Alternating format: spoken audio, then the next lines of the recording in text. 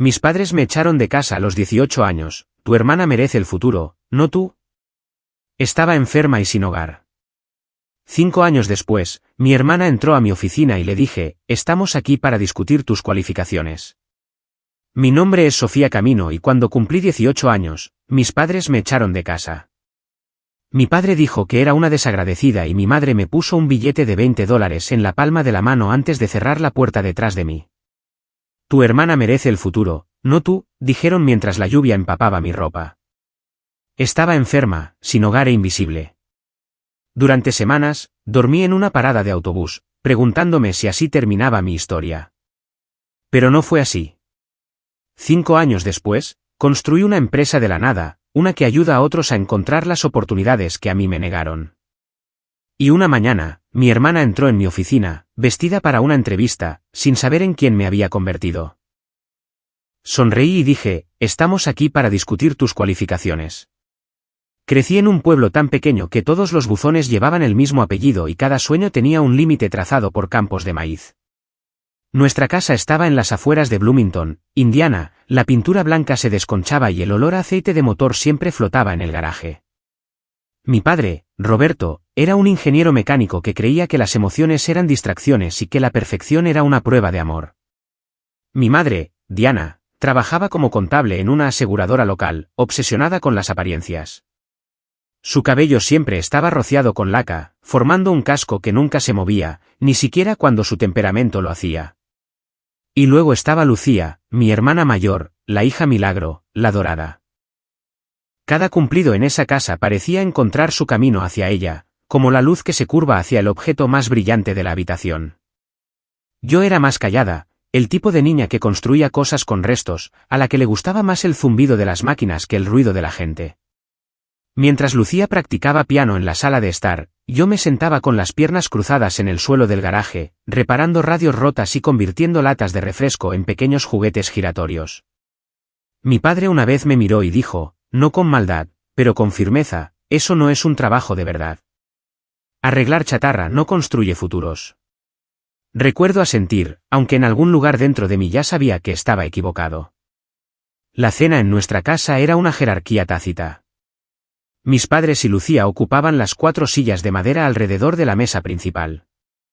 Yo siempre desplegaba la vieja silla de metal de la despensa. Su bisagra chirriaba cada vez que me sentaba, un sonido que parecía anunciar mi lugar. Temporal, ajustable, removible. El metal siempre estaba más frío que la madera de las otras.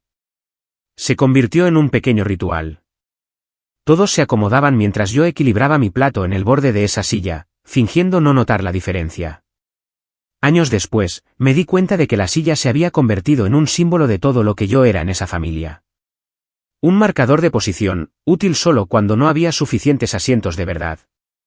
Cuando Lucía cumplió 16 años, le regalaron un coche, un Honda plateado de segunda mano con una cinta roja atada alrededor.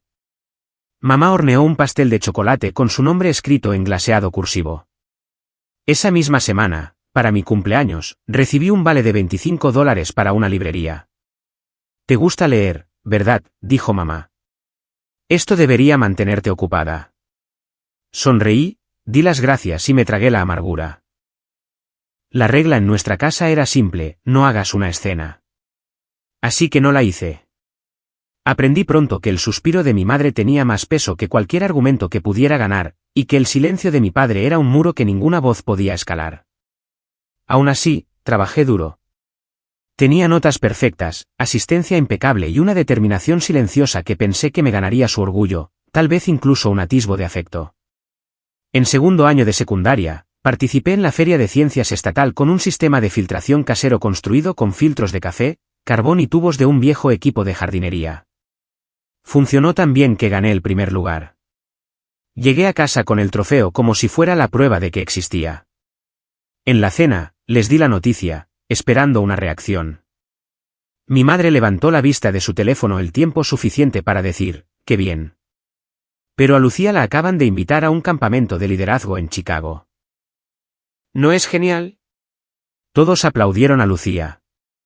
Sonreí y fingí que el silencio que me oprimía era solo aire. Siempre era así. Si Lucía cogía un resfriado, la casa se convertía en una enfermería. Si yo tenía fiebre, mamá decía, estarás bien. Date una ducha. Cuando Lucía llegaba tarde, papá la llamaba independiente. Cuando pedía ir a la biblioteca después del anochecer, él decía, no es seguro para ti. El doble rasero no se gritaba. Vivía en los espacios entre las frases. En la forma en que los elogios viajaban como la gravedad, siempre hacia la misma persona. Empecé a pasar más tiempo sola en el garaje, donde el olor a aceite y polvo se sentía más honesto que el perfume de la cocina de mi madre. Encontré patrones comunes. Cómo se conectaban los circuitos. Cómo la electricidad obedecía reglas incluso cuando la gente no lo hacía. El zumbido silencioso de una radio reparada se convirtió en mi aplauso. A veces veía mi reflejo en el armario de metal, con el pelo recogido, las manos cubiertas de grasa, y pensaba, quizás esta es quien soy realmente. Alguien que trabaja en silencio hasta que las cosas empiezan a funcionar de nuevo. Pero el silencio tiene una forma de hundirse en tus huesos. Al principio, se siente seguro. Luego, se convierte en el único idioma que conoces. En nuestra casa, alzar la voz era como encender una cerilla en una habitación llena de gas, aprendes a guardar la llama para ti misma. Observaba a mis padres sonreír ante cada logro de Lucía, sus trofeos de debate, sus cartas de admisión a la universidad, sus fotografías en el periódico local, y me preguntaba si tal vez yo había nacido solo para ser su sombra. Cada vez que alguien decía las hermanas Rodríguez, se referían a ella, y yo me convertía en un plural por accidente. A veces, cuando la casa estaba en silencio después de la cena, sacaba la silla plegable al porche y me sentaba bajo la luz, observando a los insectos rodear la bombilla. El metal crujía bajo mi peso, y me imaginaba cómo se sentiría sentarse en un lugar que no chirriara, un lugar que no me recordara que era temporal. Mirando hacia atrás, no creo que mis padres me odiaran. Simplemente no me veían. Estaban tan ocupados puliendo a la hija dorada que olvidaron que la otra también podía brillar. Pero incluso entonces, incluso a los 16 años, entendí una cosa, la invisibilidad puede ser una armadura. Si nadie espera nada de ti, eres libre de construir en secreto. Mantuve la cabeza gacha, ahorré dinero dando clases particulares y pasé noches dibujando diseños para proyectos mecánicos que nunca le mostraría a nadie. Me decía a mí misma que algún día construiría algo tan grande que ni siquiera ellos podrían ignorarlo. Pero no fue así como sucedió. Cuando la tormenta finalmente llegó, no comenzó con ruido. Empezó con silencio, del tipo que se siente como una advertencia. El sobre llegó un jueves por la tarde, delgado y blanco, con el sello de una universidad en la esquina. Recuerdo sostenerlo como si fuera de cristal. Mis manos temblaban tanto que rasgué el borde de forma irregular. Dentro había una sola página, una carta de aceptación de la Universidad Estatal de Indiana, especialidad en logística y gestión de la cadena de suministro. Una beca parcial, no completa, pero suficiente para hacerme creer que la vida finalmente podría abrir su puerta un poco más. Había trabajado para ese momento, noches de estudio, turnos a tiempo parcial en la biblioteca, fines de semana dando clases a niños de secundaria por $10 la hora. Por primera vez, sentí que el mundo me había notado. Cuando llegué a casa, el sol se estaba poniendo detrás de los campos de maíz. El aire olía a lluvia y aceite de motor.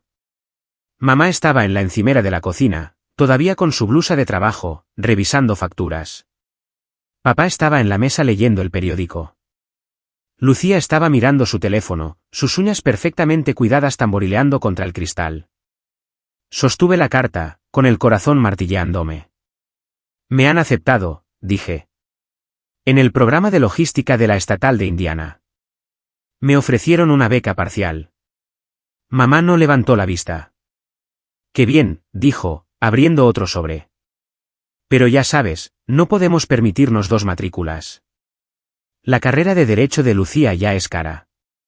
Papá bajó el periódico, su expresión plana. Ya tienes 18 años, Sofía. Es hora de ser realista. No podemos pagarlo todo. Las palabras me golpearon más fuerte de lo que esperaba. Me quedé allí, con la carta todavía temblando en mi mano. Realista, repetí. O invisible otra vez.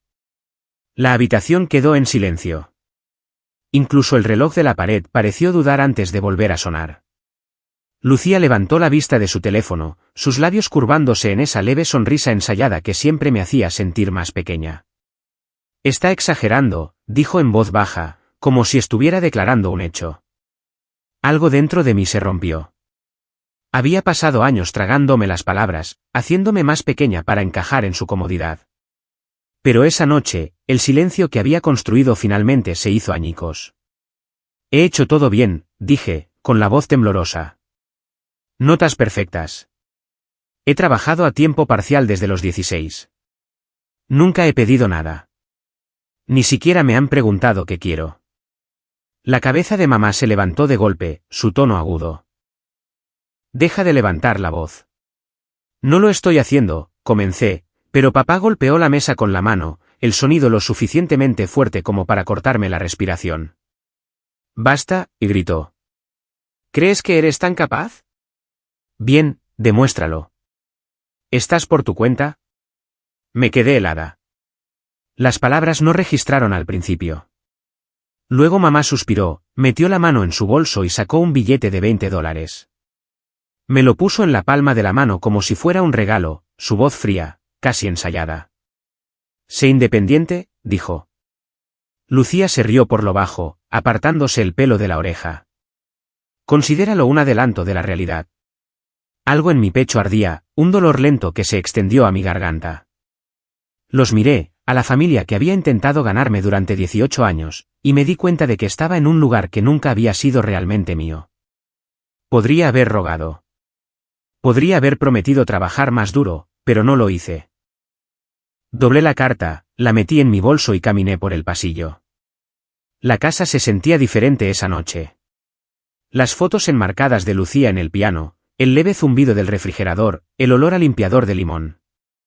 Todo se sentía como el hogar de otra persona. Mi habitación parecía más pequeña que nunca, como si ya supiera que no pertenecía allí. Empaqué una sola maleta, vaqueros, cuadernos, un suéter que todavía olía débilmente a detergente. Cuando me di la vuelta, mamá estaba en el umbral de la puerta, con los brazos cruzados. Te arrepentirás de esto, dijo. Quise decirle que ya lo hacía. Afuera, el cielo se había abierto, la lluvia caía en largas líneas inclinadas. El sonido era fuerte contra el hormigón, pesado como el aliento en una habitación fría. Papá no salió a despedirse. Lucía estaba junto a la ventana, su teléfono iluminando su rostro. Vi su reflejo en el cristal. Parecía curiosa, no arrepentida. Salí al porche. Las tablas de madera crujieron bajo mi peso. Mi madre me siguió hasta la mitad, sosteniendo la puerta abierta lo suficiente para que la lluvia no tocara sus zapatos. Recuerda, dijo, su voz distante. Tú quisiste esto. Luego cerró la puerta. La lluvia golpeó mi piel, aguda y fría, empapando mi sudadera en segundos. Caminé por el camino de entrada, la pequeña maleta golpeando contra mi pierna. Cuando llegué a la calle, mi pelo estaba pegado a mi frente, mis zapatos pesados por el agua. Me detuve una vez para mirar hacia atrás. La casa brillaba débilmente a través de la tormenta, cálida e intocable, como una vida sellada detrás de un cristal. Un coche pasó, salpicando un charco, sus faros cortando la lluvia y capturando mi rostro por un breve segundo. Vi mi reflejo en la ventanilla, mojada, temblando, pero todavía de pie. Saqué el billete de $20 de mi bolsillo. Ya estaba húmedo, la tinta comenzaba a correrse. Lo aplasté contra mi palma y me susurré, esta es toda la prueba que creen que necesito para sobrevivir. Para cuando llegué a la parada de autobús, la lluvia se había convertido en un aguacero. Las farolas parpadeaban, halos amarillos en la noche gris. Me senté en el frío banco de metal, la maleta a mi lado, la carta de la Universidad Estatal de Indiana todavía guardada en mi bolso. Por un momento, quise romperla, pero no lo hice. Crucé los brazos, intenté dejar de temblar y observé cómo el agua se acumulaba en la alcantarilla. Un autobús pasó sin detenerse. El conductor me miró, pero siguió su camino. No lo culpé. Debía parecer un fantasma, mitad real, mitad abandonada. Mi aliento empañó el aire y pensé en las palabras de Lucía. Un adelanto de la realidad. Quizás tenía razón. Quizás así se sentía la realidad. Húmeda, fría y brutalmente silenciosa. No recuerdo cuánto tiempo estuve sentada allí. La lluvia no paró esa noche. Convirtió la calle en un borrón de hilos plateados, cada uno susurrando contra el pavimento. Me quedé en el banco de la parada hasta que el cielo se volvió gris, con la ropa pegada a mí, mi pecho doliendo con cada respiración. El frío se había instalado profundamente, agudo y pesado, como un secreto del que no podía deshacerme. Intenté acurrucarme más, pero el asiento de metal debajo de mí estaba resbaladizo por el agua. Cada vez que cerraba los ojos, volvía a ver la casa. Luces cálidas, voces firmes, el tipo de mundo que ya no tenía una puerta para mí. En algún momento entre el viento y el zumbido de los coches que pasaban, debí quedarme dormida. Cuando desperté, fue por una voz suave y confundida. «Señorita, ¿está bien?» Parpadeé y vi a un hombre con un abrigo grueso sosteniendo una taza de café humeante. Tendría unos 50 años, con un suave cabello gris y ojos que transmitían una amabilidad que ya no se ve a menudo. «Se está congelando», dijo, dejando la taza a mi lado. «Necesita un hospital». Intenté protestar, pero las palabras salieron entrecortadas, mi garganta seca, mis pulmones ardiendo. Él no discutió. En cuestión de minutos, los faros volvieron a brillar, esta vez rojos y azules. Los paramédicos hablaban en tonos tranquilos y ensayados. «¿Cuál es su dirección, señorita?», preguntó uno de ellos. Quise responder, pero no pude. Ya no tenía una, así que no dije nada. Lo último que vi antes de que el mundo se volviera borroso fue al hombre, el señor David, como supe después, doblando mi billete húmedo de $20 y metiéndolo en el bolsillo de mi chaqueta. «Quédese con esto», murmuró. «Lo necesitará más que yo». La luz del hospital era demasiado blanca. Zumbaba sobre mí, implacable y estéril. Cuando abrí los ojos, el mundo olía a antiséptico y a la lluvia que aún se aferraba a mi piel. Una enfermera se inclinó, revisando el monitor. Su placa decía Pérez. «Está en el Hospital General del Condado», dijo suavemente. Se desmayó por hipotermia y neumonía.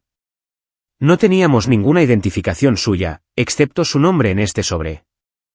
Señaló la arrugada carta de aceptación. Su tinta estaba borrosa pero aún legible. Luego me colocó una pulsera de plástico en la muñeca. Miré hacia abajo. Nombre, Sofía Rodríguez. Dirección, desconocida. Por un momento, me quedé mirando esas palabras como si pertenecieran a otra persona. Dirección desconocida. Era cierto. No tenía a dónde volver. Nada me esperaba al otro lado de esta estéril habitación blanca. Estaba desatada, sin anclas, pero de alguna manera extrañamente viva. Más tarde ese día, un médico entró con un portapapeles y una sonrisa amable. «Tiene suerte de que alguien la encontrara cuando lo hizo», dijo. Sus pulmones estaban en mal estado. Unas pocas horas más en ese clima. No terminó la frase. No era necesario. Solo asentí, mirando el goteo intravenoso a mi lado, contando el lento ritmo de las gotas. Pasaron 2 días. No tuve visitas, pero las enfermeras fueron amables. Dejaban galletas extra en la bandeja y me hablaban como si no fuera invisible. Escuché a una de ellas en el mostrador decir algo sobre el papeleo de atención de caridad, y me di cuenta de que estaban tratando de encontrar una manera de cubrir mi factura. Cuando la enfermera del alta entró con el portapapeles, parecía casi apenada. Su saldo total después de la asistencia es de $42.86, dijo. Pero el señor David ya se encargó, insistió. El señor David, el extraño de pelo gris y café caliente. No supe qué decir. La gratitud se sentía demasiado pequeña para lo que había hecho. Presioné mi mano contra el bolsillo de mi chaqueta. El billete de $20 seguía allí, ahora seco, doblado perfectamente en un cuadrado. Las esquinas estaban rotas, el verde descolorido, pero era mío. Lo miré y susurré, esa es mi independencia. No porque pudiera comprarme algo, sino porque era lo único que me habían permitido conservar. Me dieron una bolsa de plástico con ropa donada y un folleto para un refugio de mujeres al otro lado de la ciudad. Una voluntaria del hospital me llevó hasta allí, una mujer tranquila que hablaba del tiempo y del partido de los Seattle Mariners como si fuéramos viejas amigas. Cuando llegamos, el refugio era más pequeño de lo que esperaba, escondido entre una lavandería y una tienda de segunda mano. Un letrero junto a la puerta decía, Casa Refugio para mujeres jóvenes encontrando su camino. El personal me dio una cama pequeña junto a la ventana, un casillero para mis cosas y una manta que olía débilmente a detergente y metal. Esa noche, me quedé despierta escuchando la lluvia tamborilear suavemente sobre el techo de hojalata.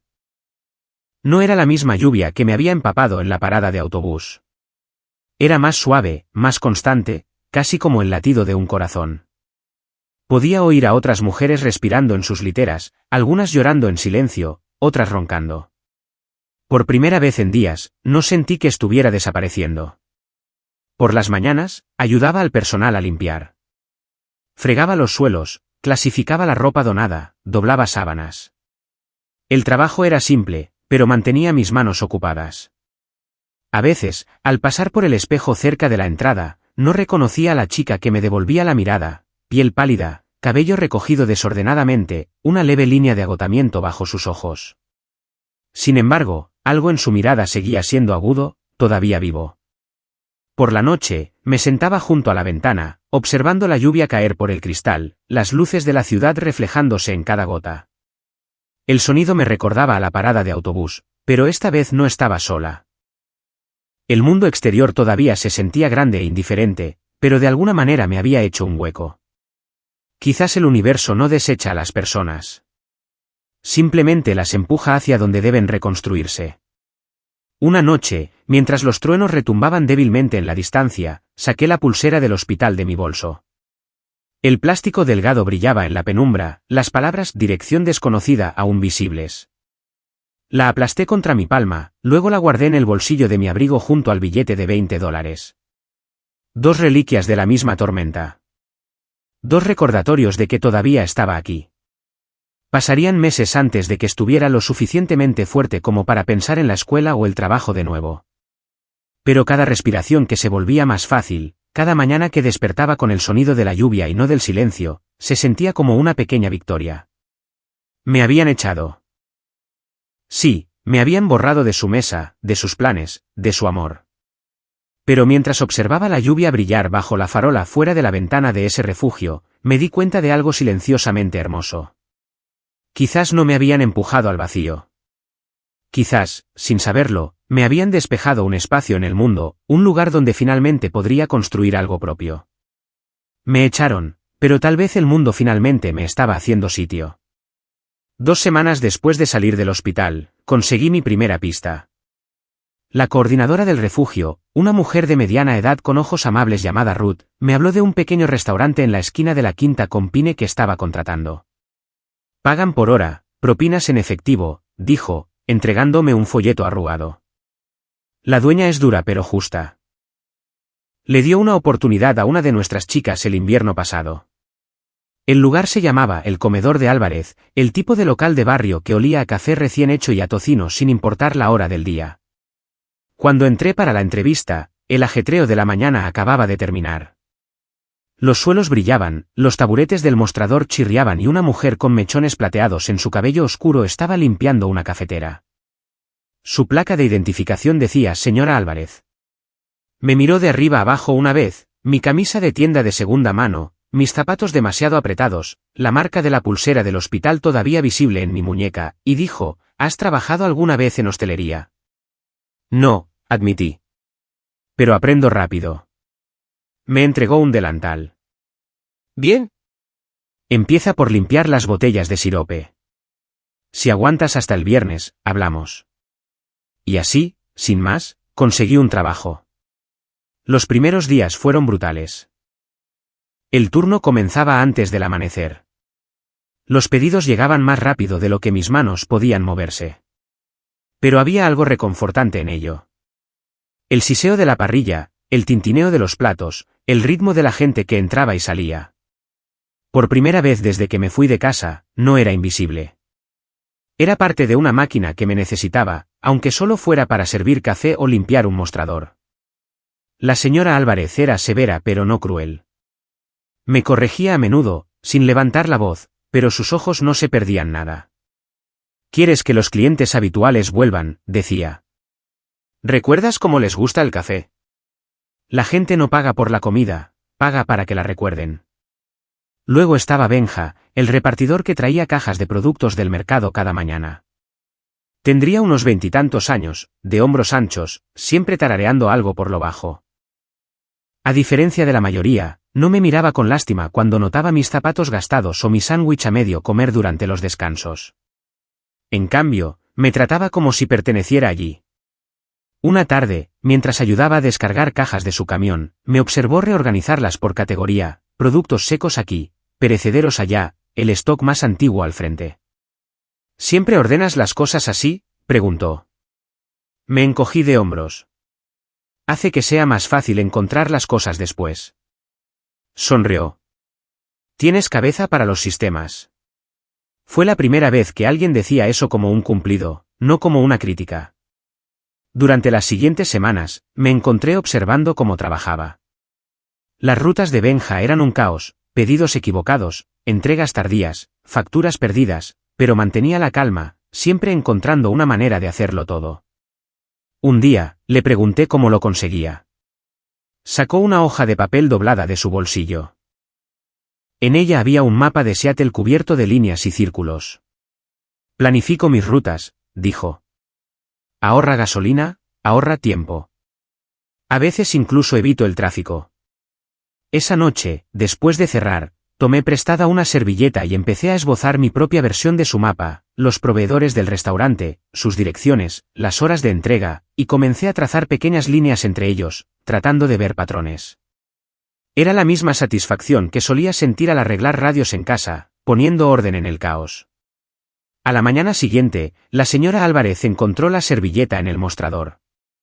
La miró durante un largo momento antes de levantar la vista hacia mí.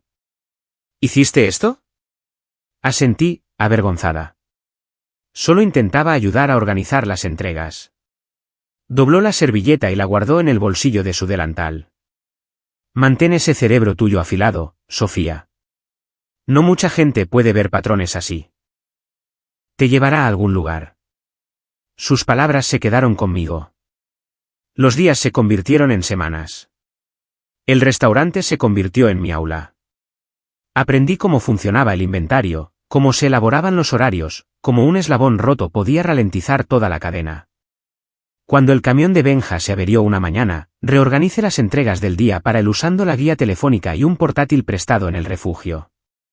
Cuando todo llegó a tiempo, se rió y me llamó el GPS humano. Una tarde tranquila, mientras rellenaba los saleros, me preguntó, ¿qué quieres hacer después? Nadie me había preguntado eso antes. Me quedé helada, con el salero a medio camino de la mesa. No lo sé, dije honestamente. Bueno, dijo él, dejando su taza. Averígualo. Eres demasiado inteligente para quedarte limpiando mostradores para siempre. Esa noche, no pude dormir. Su pregunta resonaba en mi cabeza. ¿Qué quería hacer después? Durante años, solo había pensado en sobrevivir al día siguiente, a la siguiente comida, al siguiente error. Pero ahora, algo dentro de mí había cambiado. Quizás podría construir algo organizado, eficiente, limpio, algo que tuviera sentido. A la mañana siguiente, llevé un pequeño cuaderno al trabajo. Durante los descansos, lo llené de listas, horarios de proveedores, flujo de clientes, recuentos de inventario. El caos del restaurante se convirtió lentamente en números y líneas sobre el papel. La señora Álvarez se dio cuenta y sonrió. Así es como empiezan los empresarios, dijo, con la observación. A veces, después de cerrar, me quedaba, sentada en un reservado de la esquina con una taza de café y el sonido de la lluvia contra las ventanas. Trazaba rutas de entrega, rediseñaba la distribución del almacenamiento e imaginaba sistemas que funcionaran perfectamente, donde nada se desperdiciara y nadie se quedara atrás. No lo sabía entonces, pero esos bocetos, los bucles y flechas y nombres garabateados en tinta, eran los primeros planos de algo mucho más grande. Una noche, la señora Álvarez pasó por mi reservado, vio los dibujos y tocó la página con el dedo. Tienes cabeza para los sistemas, dijo de nuevo, su tono más deliberado esta vez. Conserva eso. El mundo funciona a base de caos. Gente como tú lo mantiene en movimiento. Cuando se fue, me quedé mirando las líneas que había dibujado. Ya no eran solo rutas de entrega. Eran caminos, cada uno llevando a un lugar que no me había atrevido a imaginar. Por primera vez, el futuro no se sentía como una puerta cerrada. Se sentía como un mapa esperando a ser seguido. Afuera, la lluvia seguía cayendo, constante y rítmica contra el techo del restaurante. Presioné mi mano contra el cristal, observando las luces de la calle desdibujarse en vetas doradas. No estaba segura de hacia dónde me dirigía todavía, pero sabía que finalmente estaba en movimiento. Empezó con el cuaderno. El mismo que había usado para rastrear entregas, ahora lleno de más páginas de las que podía contar, rutas, horarios, listas, notas sobre cómo se conectaban las cosas y dónde se rompían. Comencé a pasar mis tardes en la pequeña sala de ordenadores del refugio de mujeres, viendo cursos gratuitos en línea sobre logística, cadenas de suministro y gestión de almacenes. La luz de la pantalla parpadeaba sobre mis ojos cansados mientras repetía fórmulas en Excel, memorizando atajos, aprendiendo cómo los números podían convertir el caos en algo predecible. Había consuelo en ello, un ritmo que me recordaba al control. Cuando no tienes nada, la estructura se convierte en tu seguridad. Cada noche, estudiaba hasta que la alarma del toque de queda parpadeaba en rojo, y luego metía el cuaderno debajo de mi almohada como un secreto. Durante el día, ponía a prueba todo lo que aprendía en el restaurante de Álvarez. Reorganicé los estantes de suministros, codifiqué por colores los cajones de condimentos y creé un horario de rotación que coincidía con los tiempos de entrega. En cuestión de semanas, dejamos de quedarnos sin ingredientes. Los clientes recibían sus pedidos más rápido. Y por primera vez, la señora Álvarez sonrió sin ocultarlo. «Hiciste algo bien», dijo un viernes por la noche, balanceando los recibos del día en su mano. «Ganamos un 15% más este mes, y nadie renunció». Levanté la vista de limpiar el mostrador. «Solo son pequeños ajustes», dije. Ella se rió suavemente. «Los pequeños ajustes hacen grandes diferencias. Nunca lo olvides». Su confianza me dio valor. Me quedaba después de hora ayudándola a calcular los costos, introduciendo los recibos en hojas de cálculo en el viejo portátil que apenas usaba. Al principio, me observaba con recelo, quizás temiendo que lo rompiera, pero pronto empezó a hacer preguntas. «¿Qué es esa cosa de la fórmula otra vez?», decía, inclinándose sobre mi hombro. «Sumar sí suena a magia». Le mostré cómo usarlo, cómo rastrear los márgenes de beneficio, cómo planificar los turnos para que nadie se agotara. No me di cuenta entonces, pero estaba construyendo más que sistemas. Estaba construyendo una manera de mantener a la gente estable, de la misma manera que yo había necesitado algo estable cuando mi vida se desmoronó. Benja también notó el cambio.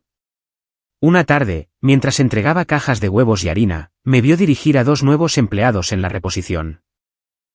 «Ahora diriges este lugar», bromeó. «Solo intento que las cosas funcionen mejor», dije, ajustando el portapapeles. Se apoyó en el mostrador, sus manos todavía polvorientas de las cajas. «¿Has pensado en hacer esto de verdad?» «Logística, gestión, como lo llames». Levanté la vista, medio riendo. «La gente no cae en ese tipo de trabajo así como así, Benja». «Quizás no», dijo, echándose la gorra hacia atrás. «Pero ya lo estás haciendo. Podrías cobrar mejor por ello». No se equivocaba. El pensamiento persistió como una chispa que no sabía cómo sostener. Esa noche, busqué en bolsas de trabajo en el ordenador del refugio, revisando listados para los que no estaba cualificada, asistente de operaciones, coordinadora de logística, analista de rutas. Cada descripción se leía como un idioma que apenas empezaba a entender. Guardé algunos, más por esperanza que por expectativa. Mientras tanto, el restaurante se convirtió en mi campo de experimentación. Convertí nuestro inventario semanal en una tabla de Excel, creé gráficos para las horas punta, e incluso predije cuánta leche necesitaríamos al final de cada semana. Los demás empezaron a llamarme la chica de los números. No me importaba. Era mejor que ser invisible. Unas semanas después, Benja llegó con un nuevo logo en su camión, Transportes Everline. Su empresa se había fusionado con otra pequeña firma de transporte, y parecía agotado, pero orgulloso. Durante el almuerzo, me dijo que se estaban expandiendo. Estamos contratando nuevos administrativos, asistentes de almacén, planificadores de rutas. Cosas pequeñas, pero con un sueldo fijo, dijo entre bocados de su sándwich. Luego hizo una pausa, mirándome. Deberías postularte. Casi me atraganto con el café. ¿Yo? Ni siquiera tengo un título. ¿Y qué? Se encogió de hombros. Tienes experiencia. Hiciste que este restaurante funcionara como una fábrica sobre raíles. Eso es más de lo que la mayoría de los universitarios pueden decir. Dudé. Nunca aceptarán a alguien como yo. Benja sonrió, con ojos amables. Eres exactamente el tipo de persona que necesitan. Alguien que sabe cómo mantener las cosas en movimiento cuando todo se está desmoronando. Lo dijo con tanta sencillez, como un hecho, que silenció todas mis dudas. Esa noche, volví al refugio y escribí mi primer currículum. Estaba vacío, demasiado corto, trabajos, sin referencias, pero lo llené con lo que pude. Programación, inventario, coordinación de entregas. Lo imprimí en la vieja impresora del refugio. La tinta se corrió en una esquina. Luego esperé. Una semana después, recibí la llamada. La asistente de recursos humanos de Transporte Severline quería que fuera a una entrevista. No tenía ropa formal, así que la señora Álvarez me prestó una de sus blusas y la planchó con cuidado, como si estuviera planchando esperanza en la tela. Lo harás bien, dijo, metiéndome un billete de 20 en la palma de la mano antes de que pudiera negarme. Dinero para el almuerzo. No discutas. La entrevista tuvo lugar en una modesta oficina en el lado sur de la ciudad. La sala de espera olía a café y aceite de motor, el mismo aroma que me había seguido desde Indiana. El gerente, un hombre corpulento llamado Tomás, hizo preguntas sencillas. ¿Eres buena con los números? ¿Puedes mantenerte organizada bajo presión? ¿Has manejado logística antes? Respondí con honestidad, sin adornos, solo lo que sabía. Él asintió, golpeando su bolígrafo. No tienes un título, dijo finalmente.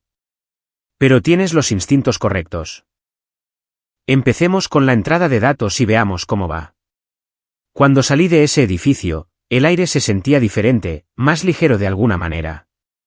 No tenía todo resuelto, pero por primera vez, tenía una dirección.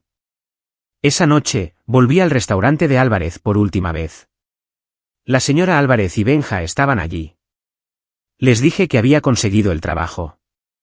La señora Álvarez no dijo mucho.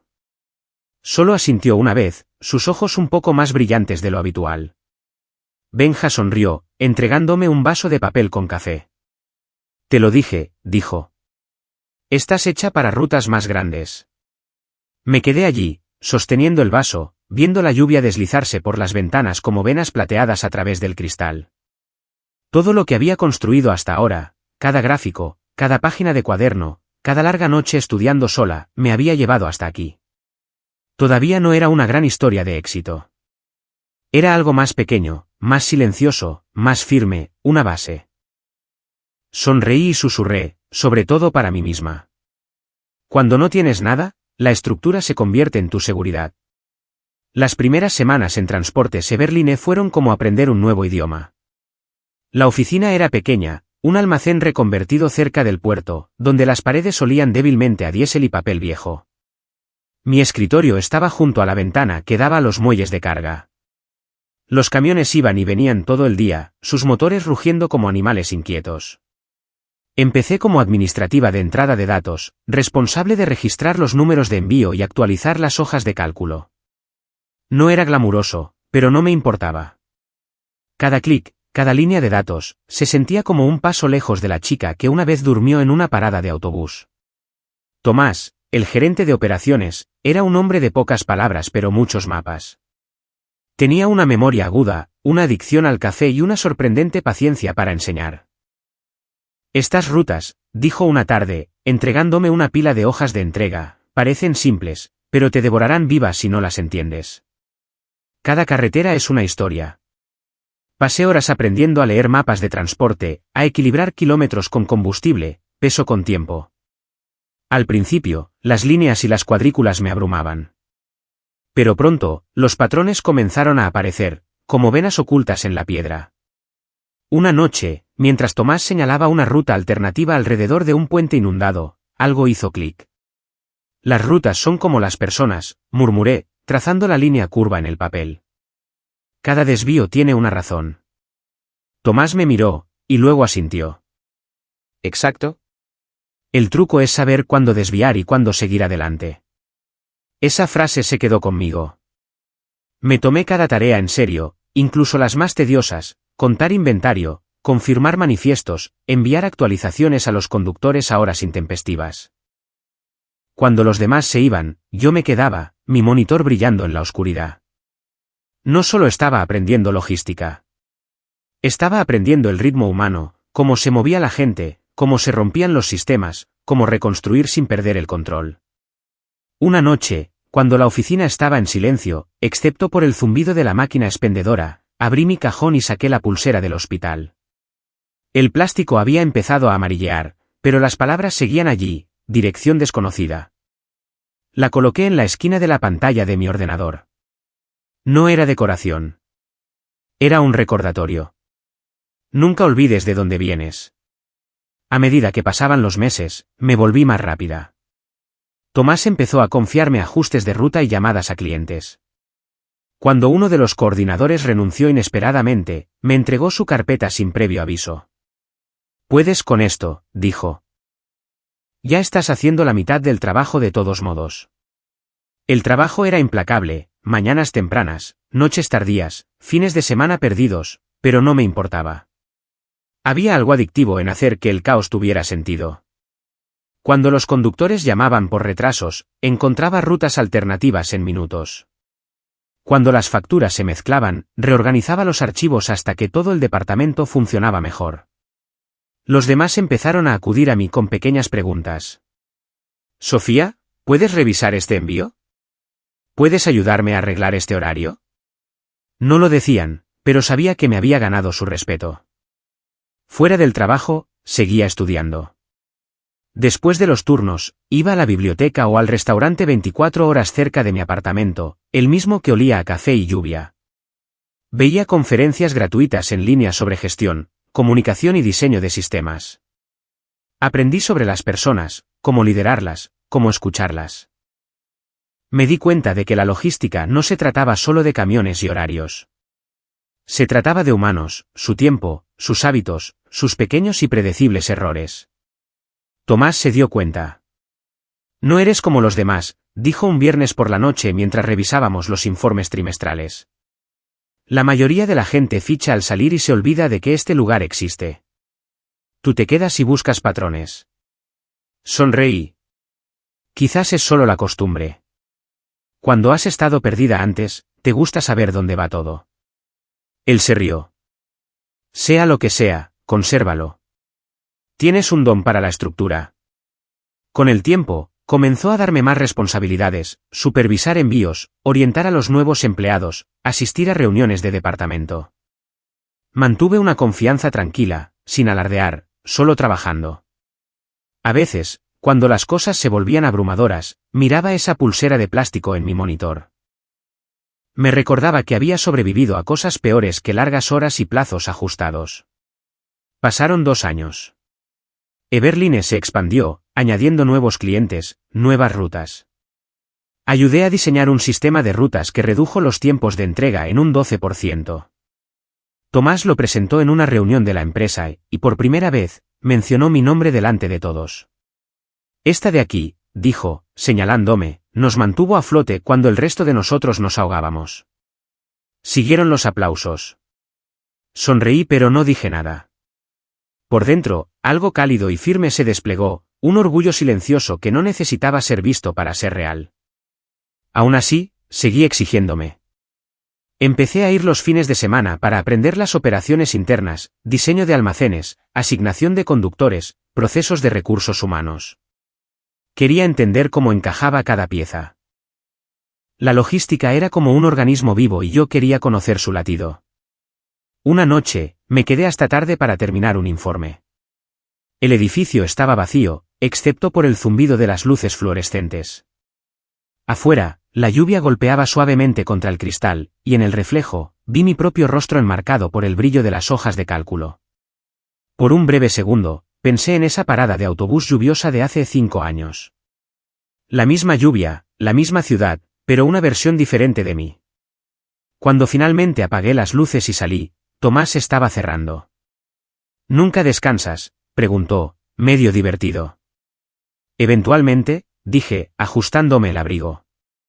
Hizo una pausa, estudiándome por un momento.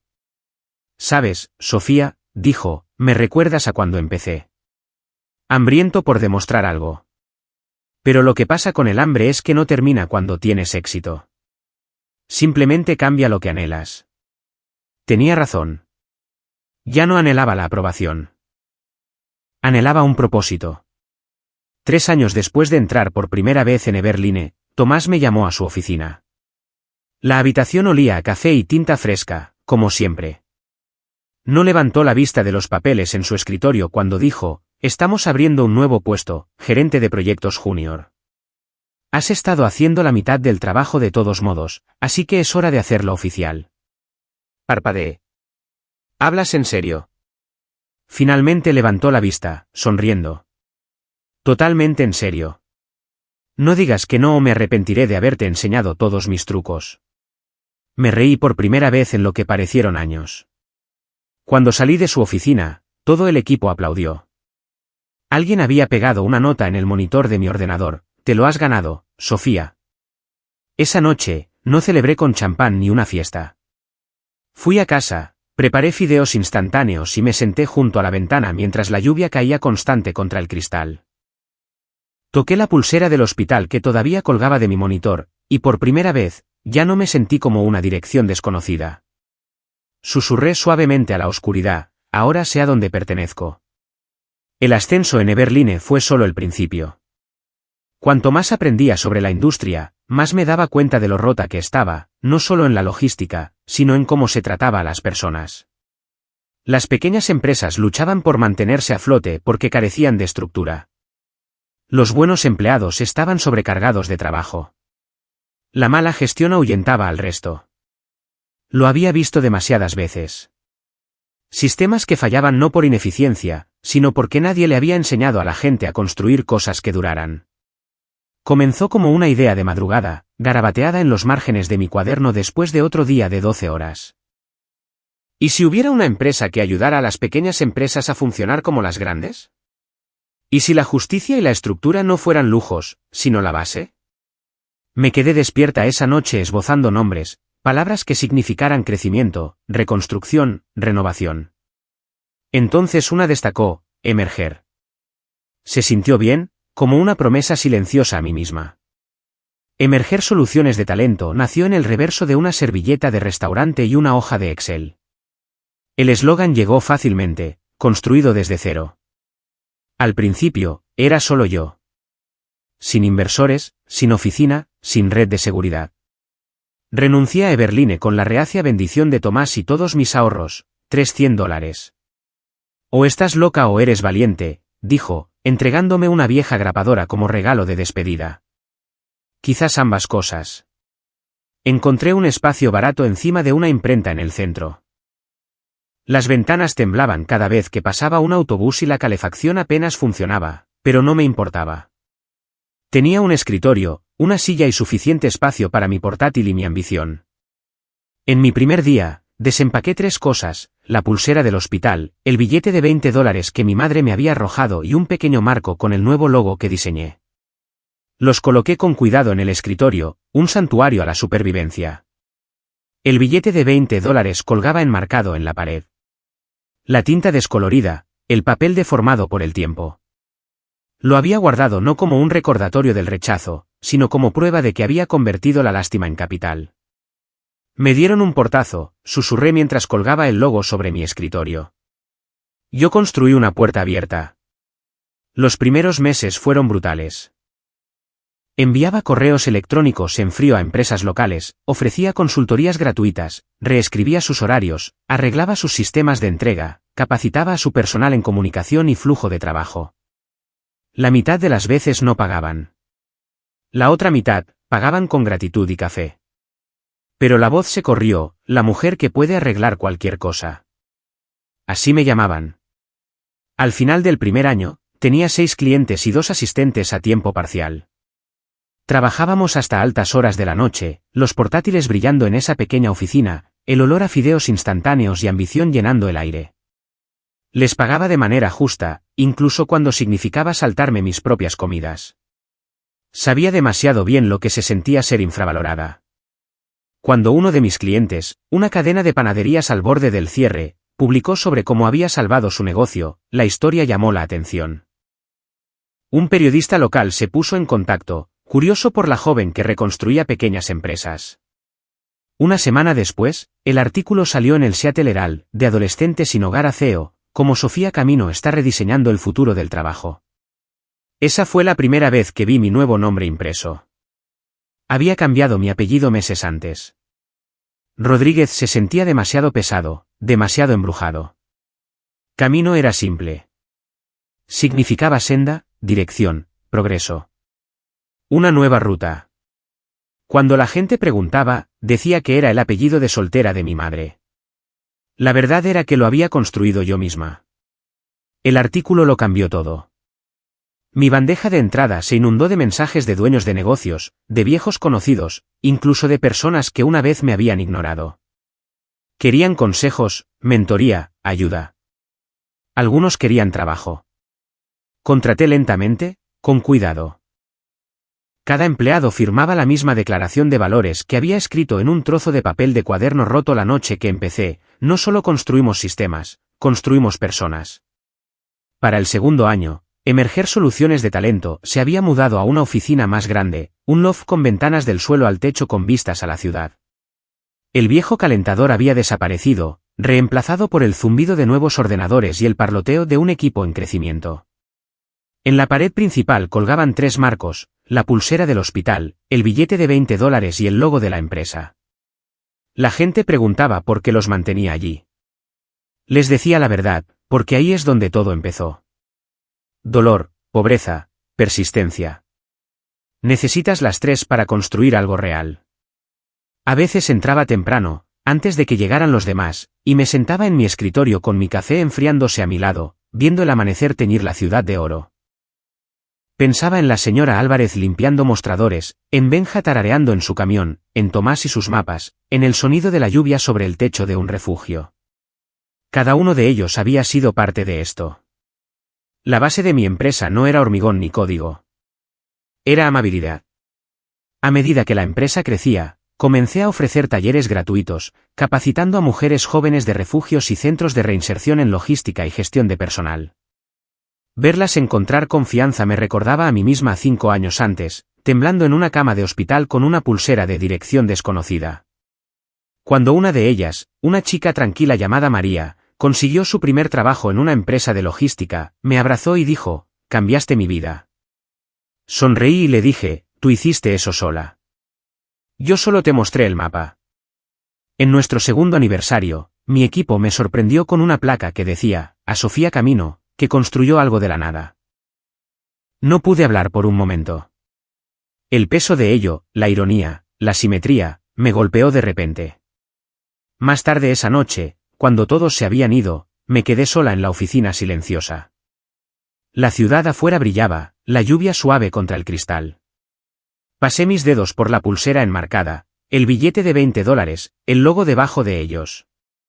Mi reflejo se fusionó con esas reliquias, y por primera vez, no vi solo supervivencia, sino creación.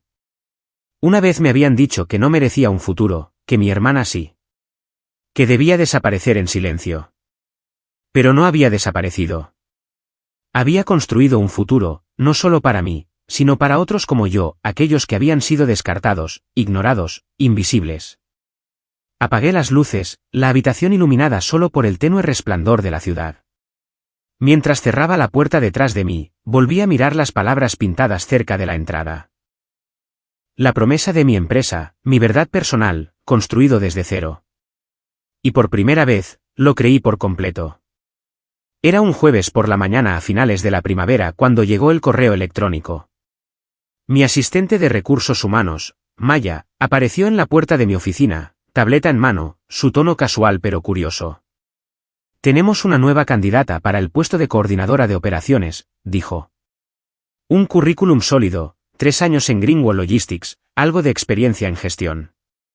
Su nombre es, hizo una pausa, entrecerrando los ojos ante la pantalla. Lucía Rodríguez. El nombre me golpeó como el eco suave de una puerta que pensé que ya había cerrado. Levanté la vista de mi ordenador, con expresión tranquila, aunque por dentro el tiempo se ralentizó. Lucía Rodríguez, mi hermana, la hija dorada de la familia Rodríguez. El último rostro que había visto a través de la lluvia antes de que todo cambiara. Maya no notó mi silencio al principio. ¿La agendo?, preguntó de nuevo. Podría haber dicho que no.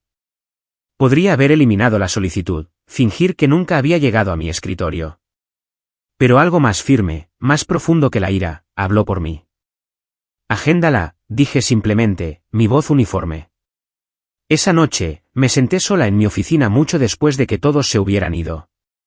La ciudad zumbaba más allá del cristal, y el billete de $20 enmarcado capturaba el último rastro de luz. Lo miré fijamente, recordando cómo se había arrugado en mi palma mientras la lluvia caía. Habían pasado 5 años, pero el recuerdo no había envejecido ni un día. Toqué el borde del marco y me susurré, veamos si ha aprendido algo sobre la justicia. 2 días después, Maya trajo a Lucía. Oí el clic de sus tacones antes de verla. El mismo ritmo confiado que solía envidiar cuando éramos niñas y caminábamos a la escuela. La puerta se abrió y ella entró. Lucía Rodríguez se veía exactamente como la versión de ella que había vivido en mi memoria, elegante, compuesta, pulida. Pero ahora había algo más, una leve incertidumbre escondida bajo su sonrisa ensayada. Buenos días, dijo, su voz firme, pero sus manos se apretaron ligeramente alrededor de su portafolio. No me reconoció. Señalé la silla frente a mi escritorio. Por favor, tome asiento. Maya nos presentó formalmente, sin darse cuenta de la tormenta que acababa de entrar en la habitación. Luego se fue, cerrando la puerta de cristal detrás de ella. El sonido hizo clic como un signo de puntuación. Solo nosotras dos ahora. Abrí su currículum, dejando que el silencio se alargara lo suficiente como para que se moviera en su asiento. Entonces, comencé, profesional, distante. Hábleme de una vez que enfrentó una dinámica de equipo difícil. Se enderezó, ansiosa por impresionar. En mi empresa anterior, dirigí un equipo que tenía problemas de comunicación, dijo. Tuve que hacer cumplir la responsabilidad y mantener la justicia. ¿Justicia?, repetí, mis ojos todavía en la página. Es una palabra interesante. ¿Qué significa la justicia para usted? Lucía dudó. Significa asegurarse de que todos reciban lo que merecen. Levanté la mirada entonces, encontrando la suya directamente por primera vez. Por un breve segundo, titubeó. Algo en mi rostro, en mi voz, debió haberle traído un recuerdo. Pero parpadeó, lo descartó y continuó. También creo en las segundas oportunidades. La gente puede cambiar si se le da la oportunidad. Sonreí débilmente. Estoy de acuerdo. Seguí con las preguntas. Gestión de proyectos, comunicación con clientes, optimización logística. Sus respuestas eran competentes pero cautelosas, como alguien que intenta leer el tono de una habitación que no entiende. La observé moverse entre la confianza y la incomodidad, y en cada parpadeo de su expresión, vi el fantasma de cada momento en que me había menospreciado. Luego, a mitad de la entrevista, sucedió. Miró alrededor de la oficina mientras yo tecleaba notas en mi portátil. Sus ojos se posaron en la pared detrás de mí, el billete de $20 enmarcado, la pulsera del hospital montada a su lado, y la placa grabada con las palabras «construido desde cero». Su respiración se cortó. Lo vi. La quietud repentina, la forma en que sus dedos se congelaron en el aire. Parpadeó 1, 2 veces, como si sus ojos le estuvieran mintiendo. Luego me miró de nuevo, el color desapareciendo de su rostro. «Tú», comenzó, su voz apenas un susurro. «¿Tú eres Sofía?» Dejé que el silencio se asentara entre nosotras, el tiempo suficiente para que su revelación se afianzara. Luego me recliné ligeramente, Crucé las manos sobre el escritorio y dije, con calma y mesura, estamos aquí para discutir sus cualificaciones. Me miró fijamente como si el suelo se hubiera movido bajo sus pies. Yo. No sabía. Pensaste que no había sobrevivido, terminé por ella, mi tono aún profesional. Lo hice.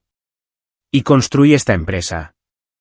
Ayudamos a las pequeñas empresas a arreglar sistemas rotos. Es curioso, en realidad. A veces los sistemas rotos se parecen mucho a las familias rotas. Sus ojos brillaron, pero vi más confusión que remordimiento. Sofía, yo. La interrumpí suavemente, mi voz nunca se alzó. Mantengámonos en el tema. Ha tenido algo de experiencia en liderazgo, sí.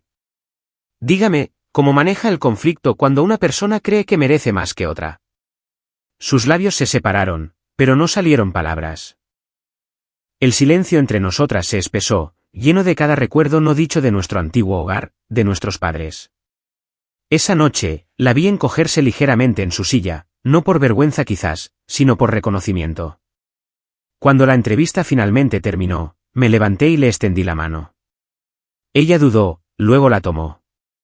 Sus dedos temblaban ligeramente. Te ha ido muy bien, dijo en voz baja.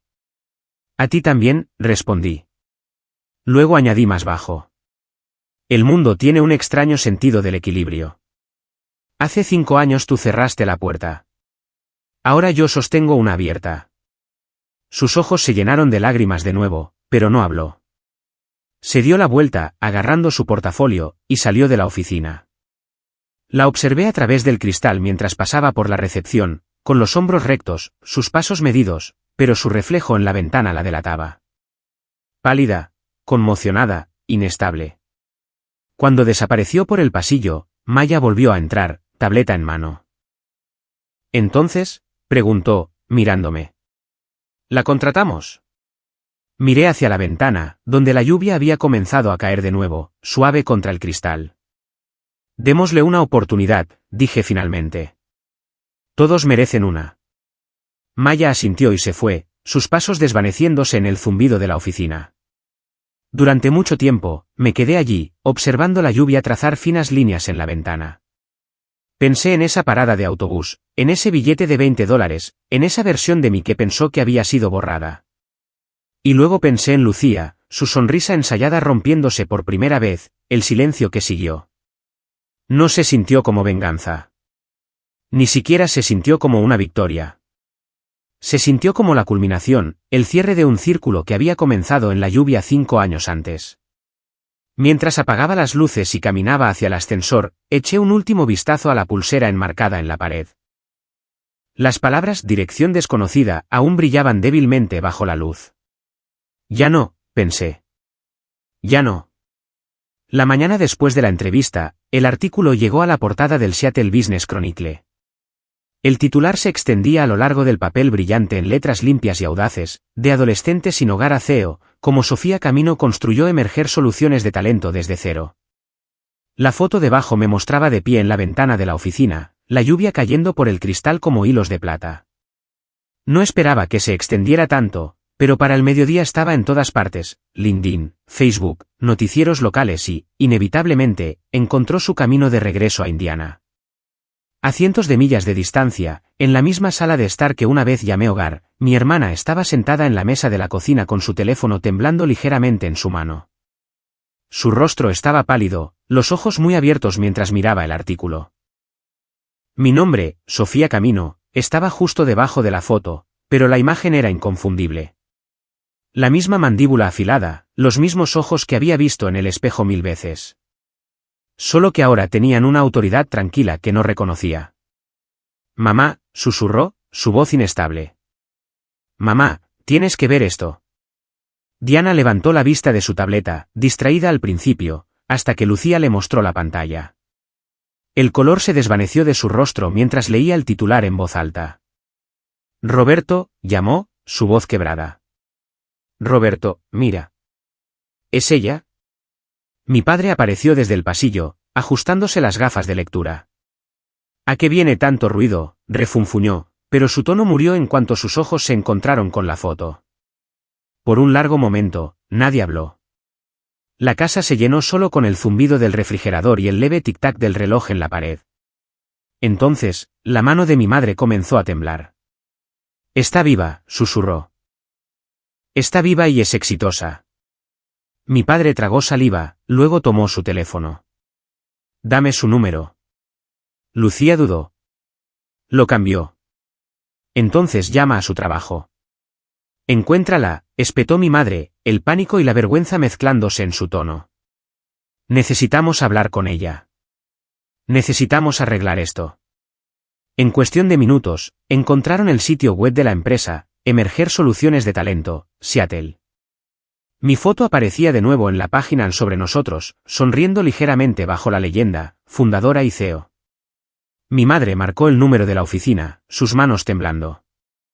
La primera llamada fue directamente al buzón de voz. Colgó, intentó de nuevo.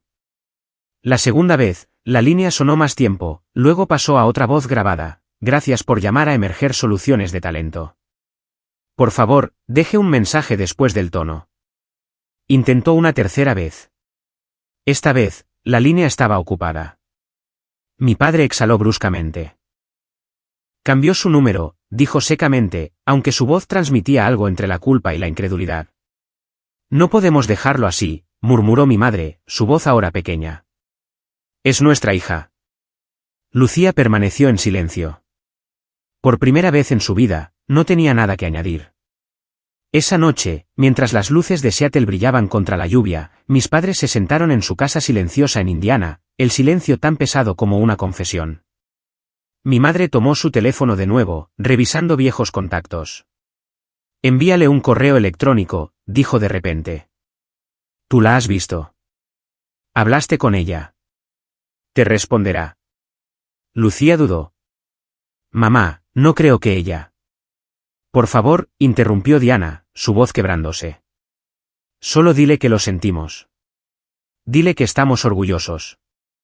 Así que Lucía se sentó en la misma mesa de la cocina donde una vez habíamos comido en silencio de niñas y tecleó lentamente. «Asunto, mamá quiere hablar». «Cuerpo», vio el artículo. «Ha estado llorando todo el día. Papá también. Dijeron que se equivocaron. Solo quieren oír tu voz. Por favor, Sofía». Miró el mensaje durante mucho tiempo antes de presionar enviar. Mientras tanto, en mi oficina con vistas al horizonte gris, estaba revisando nuevas propuestas de clientes cuando la notificación de correo electrónico apareció en la esquina de mi pantalla. El nombre del remitente me congeló, Lucía Rodríguez. Por un momento, el mundo entero pareció reducirse a esa única línea de asunto. «Mamá quiere hablar».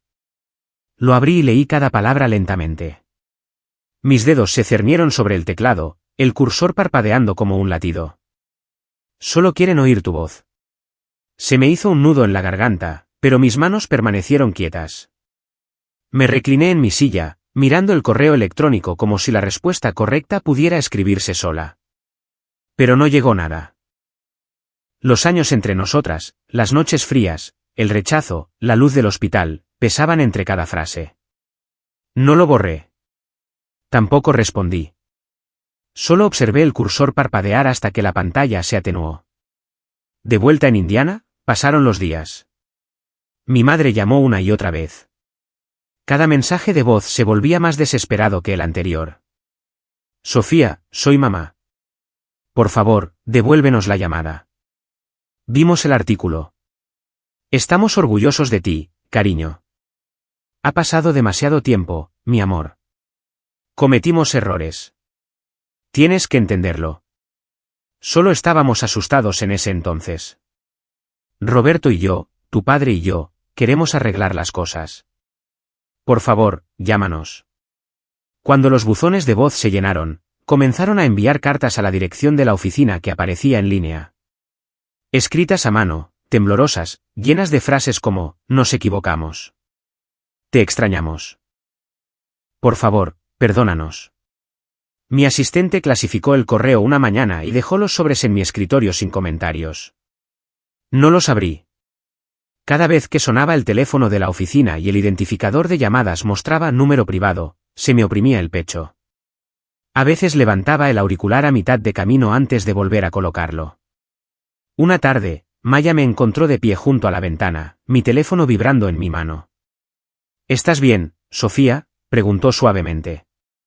Miré la lluvia, el mismo tipo de llovizna que una vez había empapado mi toga de graduación. Durante años, dije en voz baja, rogué por su atención. Ahora ellos ruegan por mi voz. Maya esperó, sintiendo que había más. Eso no es una victoria, añadí, girando el teléfono boca abajo en el alféizar. Eso es la gravedad. Todo lo que cae, eventualmente golpea el suelo. El teléfono siguió zumbando. La pantalla se iluminó, mamá llamando. Lo observé hasta que se detuvo. Luego lo puse en silencio, la vibración desvaneciéndose en la nada. Afuera, la lluvia arreció, dibujando largas estelas plateadas en el cristal. Adentro, la oficina zumbaba con vida, teclados sonando, voces riendo, puertas abriéndose. Mi equipo estaba planeando la próxima expansión, hablando de nuevos clientes en Oregón y Chicago. El mundo seguía moviéndose. Y yo también. Me alejé de la ventana y volví a mi escritorio. El billete de $20 colgaba enmarcado junto al logo de la empresa, capturando un tenue reflejo de luz. Lo ajusté ligeramente, asegurándome de que estuviera recto, luego me senté y abrí un nuevo documento. Todavía había sistemas que construir, gente a la que ayudar, vidas que moldear. Detrás de mí, mi teléfono vibró una vez más, amortiguado contra el escritorio. No lo volví a mirar. No lo necesitaba. Algunas conexiones no están destinadas a ser restauradas. Están destinadas a recordarnos lo lejos que hemos viajado. Mientras la lluvia se suavizaba hasta convertirse en niebla, respiré hondo, de manera firme y completa, y me susurré, tengo trabajo que hacer. Y con eso, comencé a escribir de nuevo. La noche era suave por la lluvia cuando regresé al lugar donde todo había terminado y comenzado. La limusina redujo la velocidad al girar en la carretera del Condado 17, los faros cortando una cortina de llovizna. Fuera de la ventana, el mundo parecía mitad sueño, mitad recuerdo, asfalto mojado, árboles silenciosos, el tenue zumbido de las cigarras bajo el sonido de la lluvia. Entonces la vi, la vieja parada de autobús. El mismo banco de metal abollado, la misma farola parpadeante que todavía zumbaba débilmente contra la oscuridad.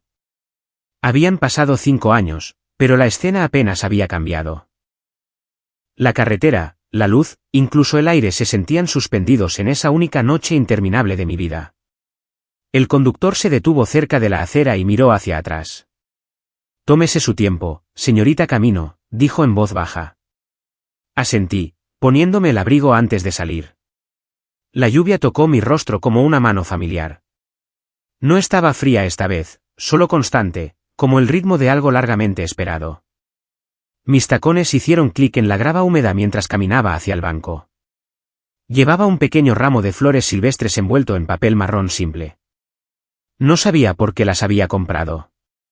Quizás para dejar una marca, una especie de tributo silencioso a la versión de mí misma que una vez se sentó aquí, asustada, temblando y olvidada.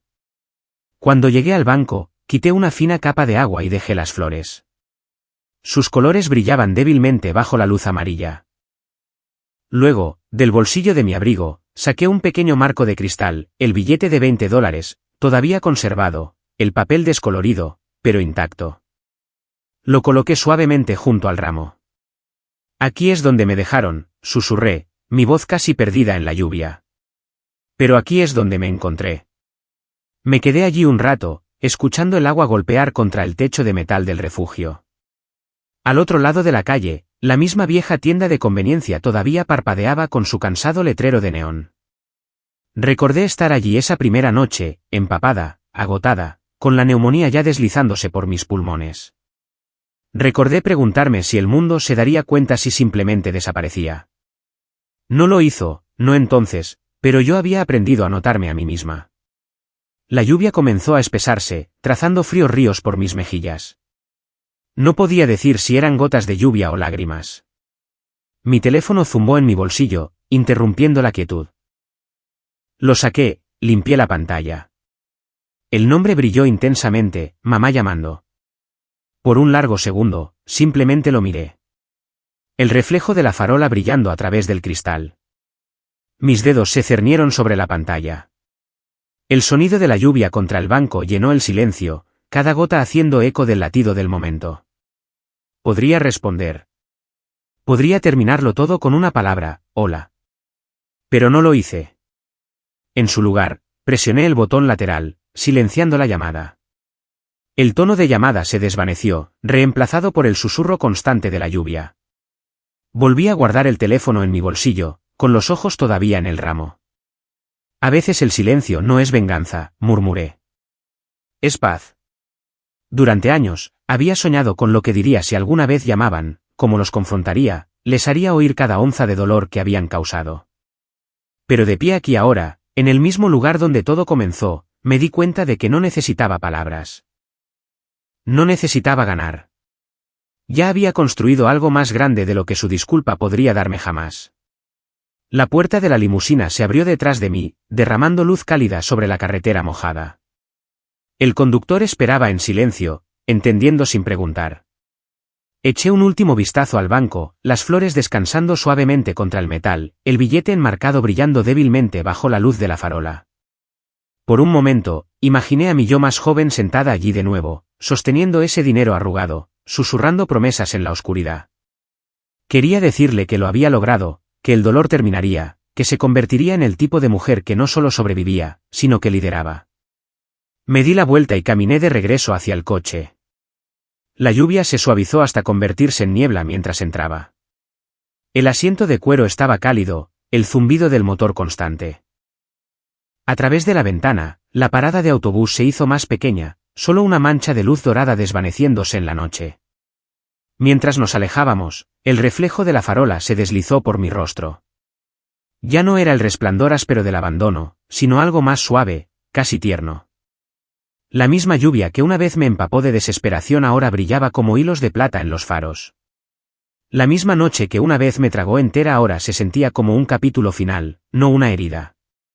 Para cuando llegamos a la ciudad, las calles de Seattle brillaban con el rocío de la mañana.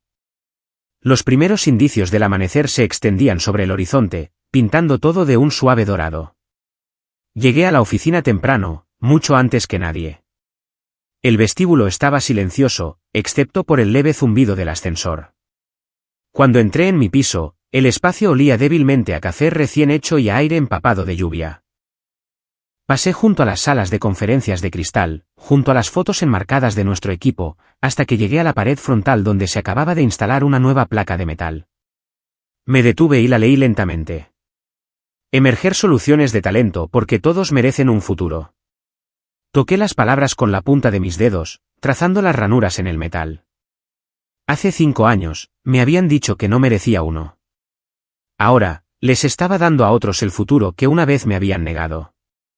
Las luces de la oficina parpadearon al encenderse cuando el sistema automático detectó movimiento. El sol de la mañana se derramó sobre los suelos pulidos, calentando todo lo que tocaba. Me volví hacia mi escritorio, los mismos 3 objetos esperando donde los había dejado, la pulsera del hospital, el billete de $20 enmarcado, el logo de la empresa. La luz los golpeó justo. Y por un momento, los reflejos se fusionaron en uno. Me senté, exhalé profundamente y sonreí. No la sonrisa del triunfo, sino de la liberación. La lluvia afuera se redujo a una llovizna, la ciudad despertando bajo ella.